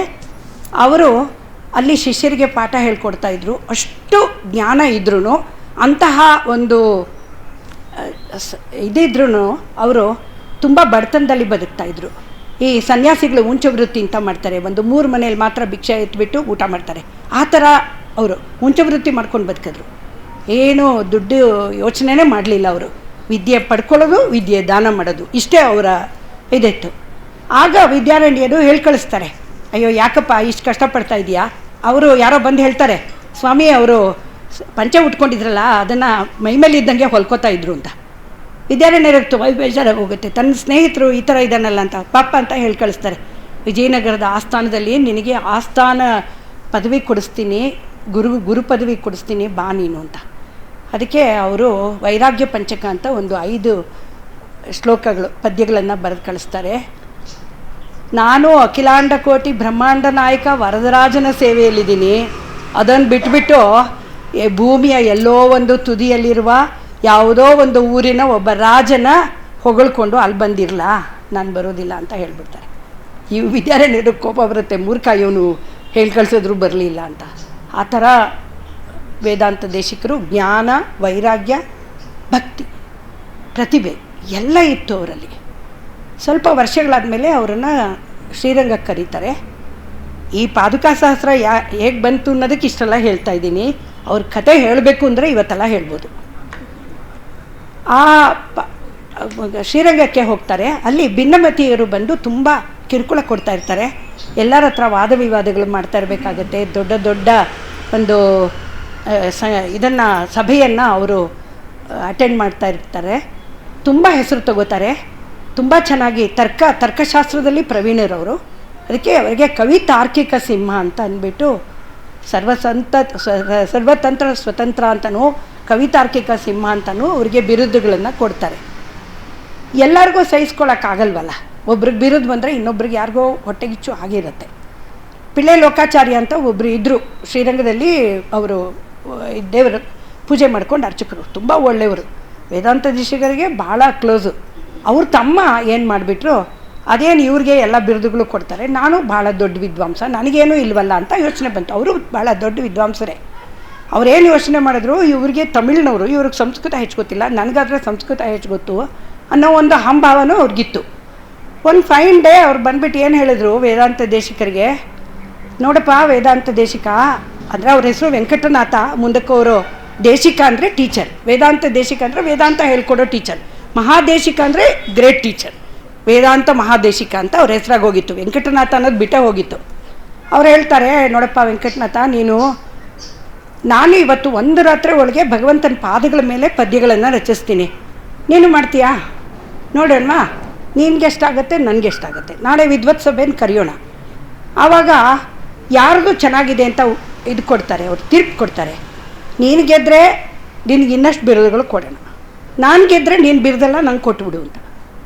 ಆವಾಗ ವೇದಾಂತೇಶ್ಕರು ಹೇಳ್ತಾರೆ, ಅಯ್ಯೋ ಅದಕ್ಕೆ ಯಾಕೆ ಇಷ್ಟು ಕಷ್ಟಪಡ್ಬೇಕು, ಈಗಲೇ ಕೊಟ್ಬಿಡ್ತೀನಿ ಅಂತ. ಅಂದರೆ ಅವ್ರು ಒಪ್ಪೋದಿಲ್ಲ, ಅದೆಲ್ಲ ಆಗಲ್ಲ, ನೀನು ಸ್ಪರ್ಧೆಗೆ ಇಳಿಲೇಬೇಕು, ಯಾಕೆಂದರೆ ತಮ್ಮ ಹೆಚ್ಚುಗಾರಿಕೆಯನ್ನು ತೋರಿಸ್ಕೋಬೇಕಾಗಿತ್ತು ಅವ್ರಿಗೆ. ಸರಿ ಅಂತಂದ್ಬಿಟ್ಟು, ಸರಿ ಆಗಲಿ, ದೇವ್ರ ದಯ ಆಗಲಿ, ಇಲ್ಲಿವರೆಗೂ ನಾನು 4 ಜನ ದೇವಿಯರ ಸ್ತೋತ್ರ ಬರೆದಿದ್ದೀನಿ. ಗೋದಾಸ್ತುತಿ, ಆಮೇಲೆ ಶ್ರೀಸೂಕ್ತ, ಶ್ರೀಸ್ತುತಿ, ಆಮೇಲೆ ನೀಲಾಸ್ತುತಿ, ಭೂಸ್ತುತಿ ಎಲ್ಲ ಬರೆದಿದ್ದೀನಿ. ದಯಾ ಶತಕನೂ ಬರೆದಿದ್ದೀನಿ. ಪಾದಕ ದೇವಿ ಮೇಲೆ ಮಾತ್ರ ಬರೆದಿಲ್ವಲ್ಲ, ಇದೊಂದು ಚಾನ್ಸು ಬರೆದ್ಬಿಡೋಣ ಅಂತ ಯೋಚನೆ ಮಾಡ್ಕೋತಾರೆ. ಅವ್ರಿಗೆ ಹೇಳ್ತಾರೆ, ಸರಿ ನೀನು ದೇವರ ಪಾದಗಳ ಮೇಲೆ ಬರೀಪ್ಪ, ನಾನು ದೇವ್ರ ಪಾದಕೆಗಳ ಮೇಲೆ ಬರೀತೀನಿ ಅಂತ, ಆ ಪಾದಗಳ ಧರಿಸಿರೋ ಪಾದರಕ್ಷೆಗಳ ಮೇಲೆ ನಾನು ಬರೀತೀನಿ ಅಂತ ಹೇಳ್ತಾರೆ. 3 ಜಾವದಲ್ಲಿ 2 ಜಾವ ಅವ್ರು ನಿದ್ದೆನೇ ಮಾಡಲ್ಲ, ಇದು ಧ್ಯಾನ ಮಾಡ್ತಾ ಕೂತ್ಕೊಂಡ್ಬಿಡ್ತಾರೆ, ಬರೆಯೋದೂ ಇಲ್ಲ. ಕಡೆಯ ಒಂದು ಜಾವ ಇರಬೇಕಾದ್ರೆ ಅವರು ಪಾದುಕಾದೇವಿನ ಪ್ರಾರ್ಥನೆ ಮಾಡ್ಕೋತಾರೆ. ಅಮ್ಮ ಪಾದುಕಾದೇವಿ, ನಾನು ನಿದ್ದೆ ಮಾಡಿಬಿಡ್ತೀನೋ ಏನೋ ಗೊತ್ತಿಲ್ಲ, ನಿದ್ದೆಗೆಟ್ಬಿಟ್ಟಿದ್ದೀನಿ, ಎಷ್ಟೊತ್ತಿಂದ ನಿದ್ದೆ ಮಾಡಿಬಿಡ್ತೀನೋ ಏನೋ, ಒಂದು ಕೆಲಸ ಮಾಡು, ನೀನು ಹೇಗಿದ್ದು ಯಾವಾಗಲೂ ಎಚ್ಚರವಾಗಿರ್ತೀಯ ಭಗವಂತನಿಗೋಸ್ಕರ, ಅವ್ನು ಯಾವಾಗ ಎಲ್ಲಿಗೆ ಹೊರಡ್ತಾನೋ ಚಪ್ಪಲಿ ರೆಡಿಯಾಗಿರ್ಬೇಕಲ್ವಾ, ಯಾವಾಗಲೂ ಎಚ್ಚರವಾಗಿರ್ತೀಯ, ನೀನು ನನ್ನದು ಎಚ್ಚರ ತಪ್ಪದೆ ಇದ್ದಂಗೆ ನೋಡ್ಕೋತೀಯ, ಪ್ಲೀಸ್ ನನ್ನ ಜೊತೆ ಮಾತಾಡ್ತಾ ಇರು. ಆಮೇಲೆ ಇನ್ನೊಂದು ಏನಂದರೆ, ನಿನ್ನ ಕಾಲು ಗೆಜ್ಜೆಯ ಧ್ವನಿಗಳು ನನ್ನ ಕಿವಿಗೆ ಬೀಳ್ತಾ ಇರಬೇಕು. ಹೇಗೆ ಸರಸ್ವತಿಯ ಕಾಲು ಗೆಜ್ಜೆಗಳಿಂದ ಇನಿದಾದ ಧ್ವನಿ ಬರುತ್ತೋ ಹಾಗೆ ನಿನ್ನ ಕಾಲ್ಗೆಜ್ಜೆಗಳಿಂದನೂ ಬರ್ತಾ ಇರುತ್ತೆ. ತುಂಬ ತುಂಬ ಚೆನ್ನಾಗಿರೋವಂಥ ಧ್ವನಿ, ಅದು ನನ್ನ ಕಿವಿ ಮೇಲೆ ಬೀಳ್ತಾ ಇದ್ದರೆ ಖಂಡಿತ ನನಗೆ ನಿದ್ದೆ ಬರೋದಿಲ್ಲ, ನಾನು ಬರೆಯೋಕ್ಕಾಗತ್ತೆ, ನಿನ್ನ ಮಹಿಮೆಯನ್ನು ಬರೆದ್ಬಿಡ್ತೀನಿ, ಪ್ಲೀಸ್ ಹೆಲ್ಪ್ ಮಾಡು ಅಂತ ಕೇಳಿಬಿಟ್ಟು ಹೋಗಿ ಕೂತ್ಕೊಂಡು ಬರೀತಾರೆ. ಬೆಳಗ್ಗೆ ಆಗುತ್ತೆ. ಬೆಳಗ್ಗೆ ಆದಮೇಲೆ ವಿದ್ವತ್ ಸಭೆ ಸೇರುತ್ತೆ, ತೀರ್ಪುಗಾರರು ಬರ್ತಾರೆ, ನೋಡ್ತಾರೆ ಆ ಮನುಷ್ಯ, ಅವ್ರ ಹೆಸರು ನಾರಾಯಣ ಅಂತ ಜ್ಞಾಪಕ, ನನಗೆ ಮರ್ತ್ಬಿಟ್ಟಿದ್ದೀನಿ ಹೆಸರು, ಅವರು ಪಿಳ್ಳೆ ಲೋಕಾಚಾರ್ಯರ ತಮ್ಮ. ಅವರು ಕೇವಲ 300 ಶ್ಲೋಕಗಳನ್ನು ಬರೆದಿರ್ತಾರೆ, ತುಂಬ ಚೆನ್ನಾಗಿ ಬರೆದಿರ್ತಾರೆ, ಅದೇನಿಲ್ಲ, ಅದರಲ್ಲೇನು ಇದಿಲ್ಲ. ಅವರು ವೇದಾಂತ ದೇಶಿಕರಿಗೆ ಸವಾಲು ಹಾಕೋ ಅಂಥ ವಿದ್ವತ್ ಇದ್ದವರೇ. ಅವರು 300 ಪದ್ಯ ಬರೆದಿರ್ತಾರೆ, ಇವರು 1008 ಪದ್ಯ ಬರೆದಿದ್ದಾರೆ. 1008 ಪದ್ಯಗಳನ್ನು ಒಂದು ರಾತ್ರಿಯ ಒಂದು ಜಾವದಲ್ಲಿ ಬರೆದಿದ್ದಾರೆ ಅಂದರೆ ಅವರಿಗೆ ಎಷ್ಟು ವಿದ್ವತ್ತಿರಬೇಕು. ಈಗ ಒಂದು ಬೆಟ್ಟದಿಂದ ಒಂದು ನದಿ ಹುಟ್ಟುತ್ತೆ ಅಂತಂದರೆ, ಉಕ್ಕುತ್ತೆ ಅಂದರೆ ಒಳಗಡೆ ಸೇರ್ಕೊಳ್ತಾ ಇರುತ್ತೆ ನೀರಿನ ಸೆಲೆ. ಒಂದು ಸಲ ನದಿ ಹುಟ್ಟುಬಿಟ್ರೆ ಅದು ಓತಪ್ರೋತವಾಗಿ ಹರ್ಕೊಂಡು 365 ದಿವಸನೂ ಯಾವತ್ತೂ ಹರ್ಕೊಂಡು ಅದಕ್ಕೆ ಕೊನೆಯೇ ಇಲ್ಲ, ಹೋಗಿ ಸಾಗರನ್ನು ಸೇರುತ್ತಲ್ವ. ಹಾಗೇನೇ ವೇದಾಂತ ದೇಶಿಕರ ತಲೆಯೊಳಗೂ ಅಷ್ಟು ಜ್ಞಾನ ತುಂಬಿಕೊಂಡಿದ್ರಿಂದ ಎಲ್ಲ ಹೊಮ್ಮು ಬಿಡ್ತು ಅವತ್ತು ರಾತ್ರಿ 1008 ಪದ್ಯಗಳಲ್ಲಿ. ಅವರೇನೋ ಬರೆದ್ಬಿಟ್ರು, ನಮ್ಮ ಗತಿ ಹೇಳಿ. ಅವರಷ್ಟು ಜ್ಞಾನಿಗಳು. ಅವ್ರ ಜೀವಮಾನ ಇದನ್ನು ಬರೆಯೋ ಹೊತ್ತಿಗೆ ಅವ್ರಿಗೆ ಸುಮಾರು 60 ವರ್ಷ. ಅಂದರೆ 40 ವರ್ಷ 20 ವರ್ಷ ಅವರು ವಿದ್ಯೆ ಕಲ್ತಿದ್ದಾರೆ ಮತ್ತು ಕಲಿತಾ ಇದ್ದಾರೆ. 40 ವರ್ಷ ಶಿಷ್ಯರಿಗೆ ಪಾಠ ಹೇಳ್ಕೊಟ್ಟಿದ್ದಾರೆ. ಅಂದರೆ ಅವ್ರ ಜ್ಞಾನ ಎಷ್ಟಿರಬೇಕು, ನಮಗೇನೂ ಇಲ್ಲ. ನಾವು ಅದನ್ನು ಹೆಂಗೆ ತಿಳ್ಕೊಳ್ತೀವಿ, ಕಷ್ಟ ಅಲ್ವಾ ಈ ಪಾದುಕಾಶಾಸ್ತ್ರ ತಿಳ್ಕೊಬೇಕು ಅಂದರೆ. ಆದರೆ ಇಲ್ಲೊಂದು ಸೂಕ್ಷ್ಮ ಇದೆ. ಅವರು ಮೇಲೆ ನೋಡೋದಕ್ಕೆ ಸರಳವಾಗಿ ಪಾದುಕೆಯನ್ನು ಹೊಗಳೋ ಹಾಗೆ ಬರೆದಿದ್ದಾರೆ ಎಲ್ಲ ಪದ್ಯಗಳನ್ನು. ಆದರೆ ಅದರೊಳಗಡೆ ತುಂಬಿರೋದು ವೇದಾಂತ, ಉಪನಿಷತ್ತು, ಶಾಸ್ತ್ರ, ಸ್ಮೃತಿಗಳು, ಶ್ರುತಿಗಳು, ಪುರಾಣಗಳು, ಇತಿಹಾಸಗಳು ಎಲ್ಲ ತುಂಬಿಕೊಂಡಿದೆ. ವೇದಾಂತ ಅಂದರೆ ವೇದದ ಕೊನೆ ಅಂತ ತಿಳ್ಕೊಬೇಡಿ, ವೇದ ಹೇಳಿರುವ ನಿರ್ಣಯ ಅಂತಂದರೆ ನಿರ್ಣಯ, ಅದು ಎಲ್ಲ ತುಂಬಿಕೊಂಡಿದೆ. ನಾವು ಸ್ವಲ್ಪ ಇಣಕ್ಕೆ ನೋಡಿದ್ರೆ ನಮಗೂ ಒಂಚೂರು ಕಂಡಿ ಸಿಕ್ಕುತ್ತೆ, ತೂರ್ಕೊಂಡು ಒಳಗಡೆ ಹೋಗ್ಬೋದು. ಹೋಗಿ ಇವಾಗ ಗುಹೆ ಇರುತ್ತಲ್ಲ, ಗುಹೆ ಒಳಗೆ ಹೋದರೆ ಮೊದಲು ಶುರುಲಿ ನ್ಯಾರೋ ಇರುತ್ತೆ, ಒಳಗಡೆ ಹೋಗ್ತಾ ಸುರಂಗ ದೊಡ್ಡದಾಗ್ತಾ ದೊಡ್ಡ ನಮಗೆ ಪ್ರದೇಶ ಸಿಕ್ಕುತ್ತೆ. ಎಲ್ಲೋ ಹೋಗಿ ಇನ್ಯಾವುದೋ ದೇವಸ್ಥಾನ ಅಂತ ತಲುಪಿಬಿಟ್ಟಿರ್ತೀವಿ, ಹೌದಾ, ಇನ್ನೆಲ್ಲೋ ಜಾಗ ತಲುಪಿಬಿಟ್ಟಿರ್ತೀವಿ. ಹಾಗೆ ಇದೂ ಈ ಪಾದುಕಾಶಾಸ್ತ್ರ ಎಷ್ಟು ಚೆನ್ನಾಗಿದೆ ಅಂದರೆ ನನಗೆ ನಿಜವಾಗ್ಲೂ ಗೊತ್ತಿರಲಿಲ್ಲ ಇದು ಶುರು ಮಾಡೋಕ್ಕೆ ಮುಂಚೆ. ಈಗ ಅದು ಬಿಟ್ಕೊಳ್ತಾ ಇದೆ. ಏನಂದರೆ ಆಸೆ ಹುಟ್ಟಿಸ್ತಾ ಇದೆ, ಇನ್ನೂ ತಿಳ್ಕೊ. ಈ ಜನ್ಮ ಇಲ್ಲದೆ ಇದ್ದರೆ ಇನ್ನು 10 ಜನ್ಮಕ್ಕಾದರೂ ಪರವಾಗಿಲ್ಲ, ತಿಳ್ಕೊಳ್ತಾ ಹೋಗು ಅಂತ. ರಾಮಾಯಣನೂ ಹಾಗೇನೆ. ಇದೇನು ಹೇಳ್ತಾರೆ ಅಂದರೆ, ರಾಮಾಯಣ ಏನು ಫಲ ಕೊಡುತ್ತೋ ಅದೇ ಫಲನ ಶ್ರೀ ಪಾದುಕಾಶಾಸ್ತ್ರನೂ ಕೊಡುತ್ತೆ ಅಂತ. ಹೇಗೆ ಅಂತ ಅಂದರೆ, ರಾಮಾಯಣ ಅಂದರೆ ಏನು, ರಾಮ ನಡೆದ ದಾರಿ ಅಂತ. ಆಯನ ಅಂದರೆ ದಾರಿ. ರಾಮ ಯಾವ ದಾರಿಯಲ್ಲಿ ನಡೆದ, ಅಧರ್ಮದ ದಾರಿಯಲ್ಲಿ ನಡೆದನಾ? ಇಲ್ಲ, ಧರ್ಮದ ದಾರಿಯಲ್ಲಿ ನಡೆದ. ಅವನ ಆದರ್ಶ ಪುರುಷ ಅಲ್ವಾ, ಆದರ್ಶದ ದಾರಿಯಲ್ಲಿ ನಡೆದ. ಅವನ ಕತೆ ಕೇಳ್ತಾ ಅವನ ಹಿಂದೆ ನಾವು ಹೊರಟ್ರೆ ನಮಗೆ, ನಾವು ಧರ್ಮದ ದಾರಿಯಲ್ಲಿ ತಾನೇ ಹೋಗ್ತೀವಿ, ನಾವು ಆದರ್ಶ ತಾನೇ ಪಾಲಿಸ್ತೀವಿ. ಕಡೆಗೆ ಹೋಗಿ ಯಾರನ್ನು ಮುಟ್ತೀವಿ, ರಾಮನ್ನೇ ಮುಟ್ತೀವಿ. ಉಪಾಯನೂ ಅವನೇ, ಉಪೇಯನೂ ಅವನೇ ನಮಗೆ ಬೇಕು, ಅವನನ್ನೇ ಹಿಡ್ಕೊಂಡು ಹೋಗ್ತಿದ್ದೀವಿ, ಹೌದಾ. ಇದು ತಾನೇ ರಾಮಾಯಣದ ಒಂದು ಗುಟ್ಟು. ಅಂತರಂಗ ದರ್ಶನ ಭಗವಂತ ಎಲ್ಲೂ ಇಲ್ಲ, ನಮ್ಮ ಅಂತರಂಗದ ಒಳಗೆ ಇದ್ದಾನೆ. ನಮ್ಗೆ ಇನ್ವರ್ಡ್ ಜರ್ನಿ ಬೇಕಷ್ಟೇ, ಔಟ್ವರ್ಡ್ ಜರ್ನಿ ಸಾಕು. ಔಟ್ವರ್ಡ್ ಜರ್ನಿಲಿ ಬೇಕಾ 64 ವಿದ್ಯೆಗಳಿದೆ. ಅದು ಇದರಲ್ಲಿ ಬರುತ್ತೆ,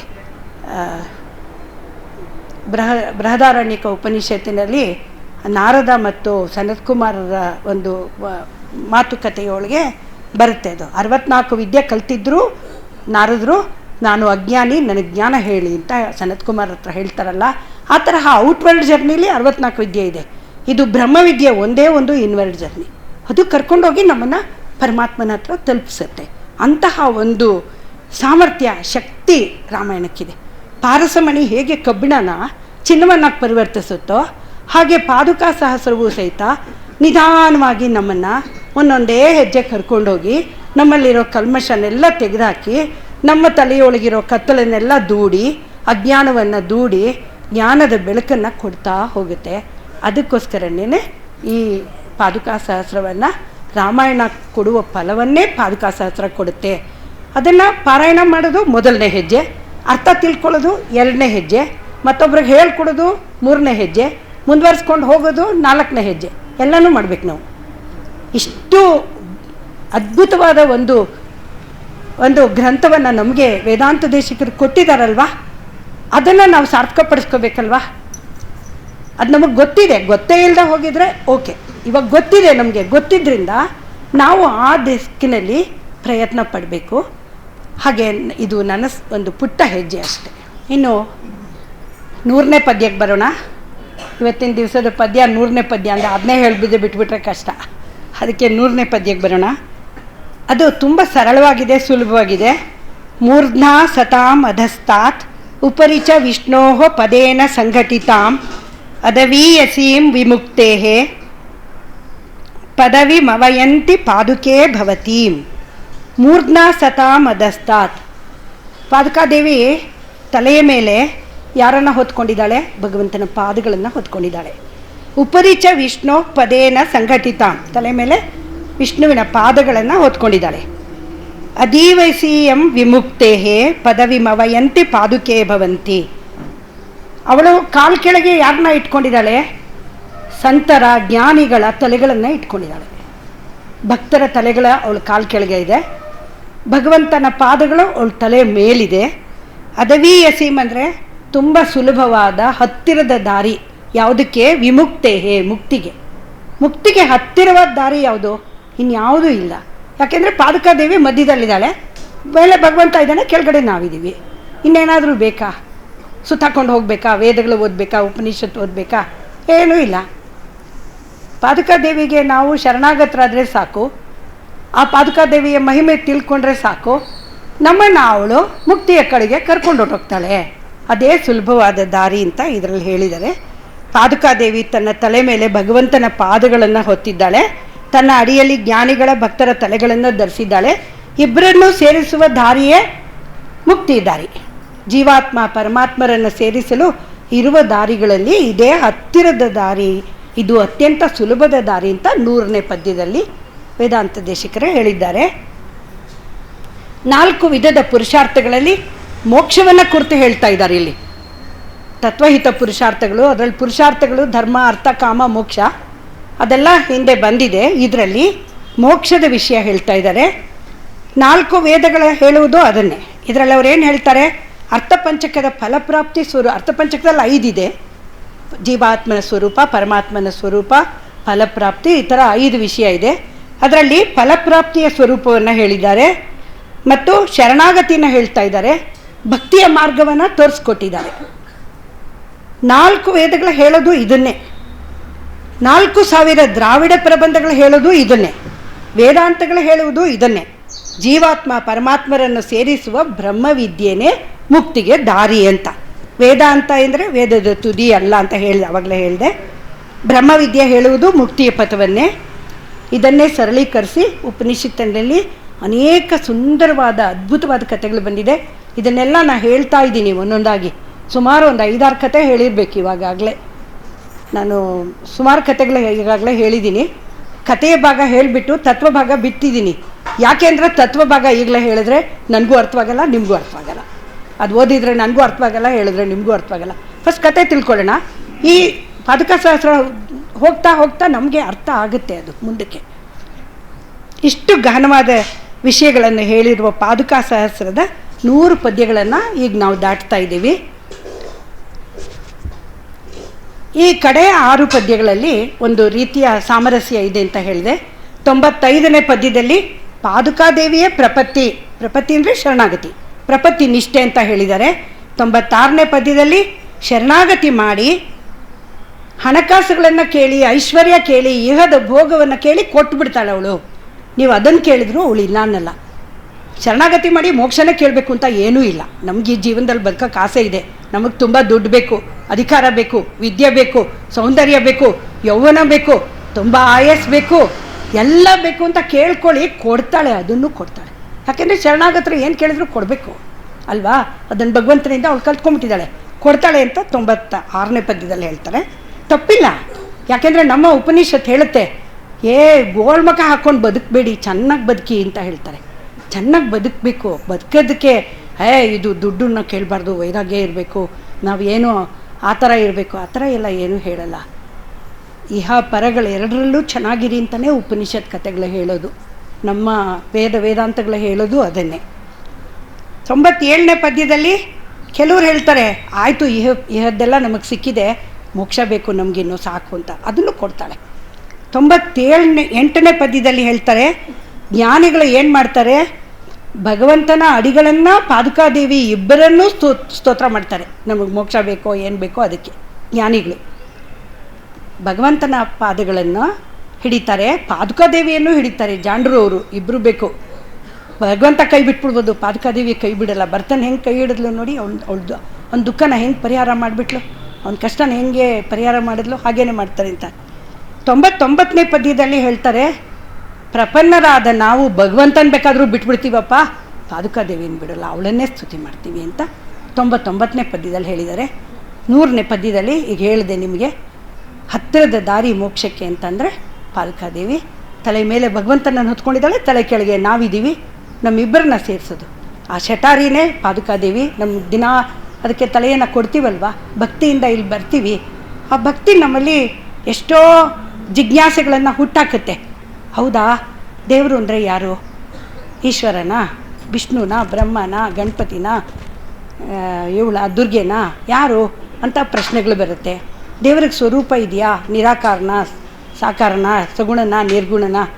ಈ ಪ್ರಶ್ನೆಗಳೆಲ್ಲ ಕೇಳಬೇಕು. ಕೇಳಿದ್ದಾರೆ ವೇದ ಉಪನಿಷತ್ತುಗಳಲ್ಲಿ ಬರೋ ಕಥೆಗಳಲ್ಲಿ ಎಲ್ಲ ಪ್ರಶ್ನೆಗಳು ಒಂದು ಬಿಡದೆ ಹಾಕಿದ್ದಾರೆ, ಅದಕ್ಕೆ ಉತ್ತರನೂ ಕೊಟ್ಟಿದ್ದಾರೆ. ಅದು ಉತ್ತರ ತಿಳ್ಕೋಬೇಕು, ಆವಾಗಲೇ ನಮಗೆ ಸಾರ್ಥಕ ದೇವ್ರ ಬುದ್ಧಿ ಕೊಟ್ಟಿರೋದು. ಇಲ್ಲದೇ ಇದ್ದರೆ ಪ್ರಾಣಿಗಳು ಒಂದೇ, ನಾವು ಒಂದೇ. ನಿದ್ರಾ ಭಯ ಮೈಥುನಗಳೆಲ್ಲ ಅವು ತೊಡಗಿರ್ತೀವಿ, ನಾವು ತೊಡಗಿರ್ತೀವಿ. ಏನು ಪ್ರಯೋಜನ? ಬುದ್ಧಿ ಕೊಟ್ಟಿದ್ದಾರಲ್ವ, ಪ್ರಶ್ನೆಗಳು ಕೇಳಬೇಕು, ಸರಿಯಾದ ಗುರುನ ಹುಡುಕೋಬೇಕು, ಉತ್ತರ ತಿಳ್ಕೋಬೇಕು, ಸರಿಯಾಗಿ ಬದುಕಬೇಕು ಚೆನ್ನಾಗಿ. ಅದನ್ನೇ ಹೇಳೋದು ನಮ್ಮ ವೇದಾಂತಗಳು. ಹಾಗೆ ವೇದಾಂತ ದೇಶಿಕರು ಸಹಿತ ಅದನ್ನೇ ಹೇಳಿದ್ದಾರೆ. ರಾಮಾಯಣ ಹೇಗೆ ನಮ್ಮನ್ನು ಅತ್ಯುತ್ತಮವಾದವರನ್ನಾಗಿ ಮಾಡುತ್ತೋ, ನಮಗೆ ಗೊತ್ತಿಲ್ಲದೆ ಇದ್ದಂಗೆ ನಮ್ಮಲ್ಲಿ ಪರಿವರ್ತನೆಯನ್ನು ತರುತ್ತೋ. ರಾಮಾಯಣ ಯಾರು ಓದೋಕ್ಕೆ ಶುರು ಮಾಡ್ತಾರೋ ಅವರು ಓದೋದಕ್ಕೆ ಮೊದಲು ಏನಾಗಿರ್ತಾರೋ ಆಮೇಲೆ ಅದಾಗಿರಲ್ಲ, ಬದಲಾಗಿ ಬಿಟ್ಟಿರ್ತಾರೆ. ಖಂಡಿತ ಬದಲಾಗಿರ್ತಾರೆ. 100ಕ್ಕೆ 100 ಸತ್ಯ ಹೇಳ್ತೀನಿ ಕೇಳಿ. ರಾಮಾಯಣನ ಅರ್ಥ ಮಾಡಿಕೊಂಡು ರಾಮಾಯಣನ ಪ್ರತಿ ದಿವಸ ಅನುಸಂಧಾನ ಮಾಡ್ತಾಯಿದ್ರೆ, ರಾಮನ ಕಥೆಯನ್ನು ಕೇಳ್ತಾ ಇದ್ದರೆ ಸರಿಯಾಗಿ, ಅಂದರೆ ಯಾರ್ಯಾರೋ ಟಿ ವಿಲಿ ಏನೇನೋ ತೋರಿಸೋದಲ್ಲ, ಸರಿಯಾದ ಒಂದು ಕೇಳಿದ್ರೆ ಅವರು ಬದಲಾಯಿಸ್ಬಿಡ್ತಾರೆ. ಅವರ ಕೋಪ ತಾಪಗಳು ಕಡಿಮೆ ಆಗುತ್ತೆ, ಬುದ್ಧಿ ಜಾಸ್ತಿ ಆಗುತ್ತೆ, ಯಾವಾಗ ಏನು ಮಾಡಬೇಕು ಅನ್ನೋ ಸಮಯ ಪ್ರಜ್ಞೆ ಸಿಗುತ್ತೆ, ಚೆನ್ನಾಗಿ ಬದುಕ್ತಾರೆ ಜೀವನದಲ್ಲಿ. ಶ್ರೀರಾಮಚಂದ್ರನ ಹಾಗೆ ಶ್ರೀರಾಮಚಂದ್ರ ಚೆನ್ನಾಗಿ ಬದುಕ್ತ, ಸರಿಯಾಗಿ ಉಪಯೋಗಿಸ್ಕೊಂಡ ಆ ಸಂದರ್ಭಗಳನ್ನೆಲ್ಲ. ಕೈಕೇಯಿನ ಬೈಲೇ ಇಲ್ಲ, ದೂಷಿಸಲೇ ಇಲ್ಲ ಅವನು ಅಲ್ವಾ. ನೀವು ಯಾರೂ ದೂಷಿಸ್ಬೇಡಿ ಇಂದ ಭರ್ತನಿಗೂ ಹೇಳ್ದ. ಎಲ್ಲ ಎಷ್ಟು ಚೆನ್ನಾಗಿ ನಿರ್ವಹಣೆ ಮಾಡ್ದ ಜೀವನನ, ಬದುಕನ್ನು. ಹಾಗೆ ನಾವು ನಿರ್ವಹಣೆ ಮಾಡಬೇಕಾದ್ರೆ ರಾಮಾಯಣವನ್ನು ಓದಬೇಕು. ಅದೇ ಥರ ಪಾದುಕಾ ಸಹಸ್ರನೂ ಹಾಗೆ ಒಂದೊಂದೇ ಪದ್ಯಗಳನ್ನು ಅನುಸಂಧಾನ ಮಾಡ್ತಾ ಮಾಡ್ತಾ ನಿಧಾನವಾಗಿ ನಮ್ಮ ಅಜ್ಞಾನವೆಲ್ಲ, ನಾವೇನು ಜ್ಞಾನ ಅಂದ್ಕೊಂಡಿದ್ದೀವೋ ಅದು ಜ್ಞಾನ ಅಲ್ಲ, ಅಜ್ಞಾನ ಅಂತ ಗೊತ್ತಾಗುತ್ತೆ. ನಿಧಾನವಾಗಿ ಎಲ್ಲ ಕಳೆದು ನಾವು ಸಹಿತ ಕಬ್ಬಿಣ ಬಂಗಾರವಾಗಿ, ಆಭರಣವಾಗಿ ಭಗವಂತನ ಆಭರಣಗಳಾಗ್ತೇವೆ. ಪಾದುಕಾ ಸಹಸ್ರವನ್ನು ಪಾರಾಯಣ ಮಾಡೋದ್ರಿಂದ, ಅರ್ಥಾನುಸಂಧಾನ ಮಾಡೋದ್ರಿಂದ, ಕೇಳೋದ್ರಿಂದ ನಮಗೂ ಸಹಿತ ಆ ಒಂದು ಧೀಮಂತ ವ್ಯಕ್ತಿತ್ವ ಸಿಗುತ್ತೆ. ಇವತ್ತೆಲ್ಲ ನಾಳೆ ನಾವು ಮುಕ್ತಿಯ ಪಥವನ್ನು ಸೇರ್ಕೊಳ್ತೀವಿ, ಮುಮುಕ್ಷುಗಳಾಗ್ತೀವಿ ಅಂತ ಹೇಳಿಬಿಟ್ಟು ಇವತ್ತಿನ ಈ ಒಂದು ಇದನ್ನು ಮುಗಿಸ್ತಾ ಇದ್ದೀನಿ. ಇನ್ನು ಮುಂದಕ್ಕೆ ಸಮರ್ಪಣಾ ಪದ್ಧತಿ. ಆ ಸಮರ್ಪಣಾ ಪದ್ಧತಿಯಲ್ಲಿ ಭಗವಂತನೇ ಭರ್ತನಿಗೆ ಪಾದುಕೆಗಳನ್ನು ಸಮರ್ಪಣೆ ಮಾಡಿದ್ದು 20 ಪದ್ಯಗಳಲ್ಲಿ ಬಹಳ ಸುಂದರವಾಗಿ ಹೇಳಿದ್ದಾರೆ ವೇದಾಂತ ದೇಶಿಕರು. ಇನ್ನು ಮುಂದಿನ ಜರ್ನಿ ಅದು. ಶ್ರೀಮತೆ ನಿಗಮಾಂತ ಮಹಾದೇಶಿಕಾಯ ನಮಃ. ಶ್ರೀ ರಂಗನಾಥ ದಿವ್ಯಮಣಿ ಪಾದುಕಾಭ್ಯಾಂ ನಮಃ.